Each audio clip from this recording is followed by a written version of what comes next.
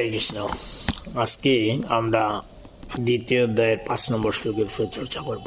এখানে দেখুন অর্জুন বলতেছেন কথাটা, গুরুন অহত্যা হি মহানুভবান শ্রেয় ভক্তুম ভক্তম অপি ইহলোকে। হত্যা অর্থ কামান তু গুরুন ইহ এব ভুঞ্জিয় ভুগান রুদির প্রতিদান। খুব সুন্দরভাবে অর্জুন ভগবানকে বুঝাই দিচ্ছে গুরু হত্যা মহাপাপ।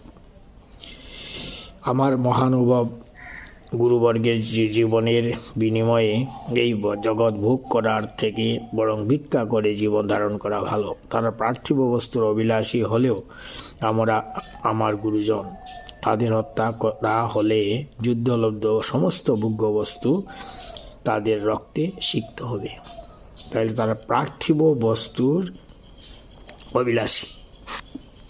এখন গুরুরা বলতেছে, অনেক গুরু, সব নাই, বলছে যে আত্মারে কষ্ট দিয়ে না, আত্মা যা চায় খাও। এখন এখানে লাস্টে তো অর্জুনের গুরুদেবের উপরে তীর মারলো, অর্জুনের হাতেই গুরুদেবের অবস্থা শেষ।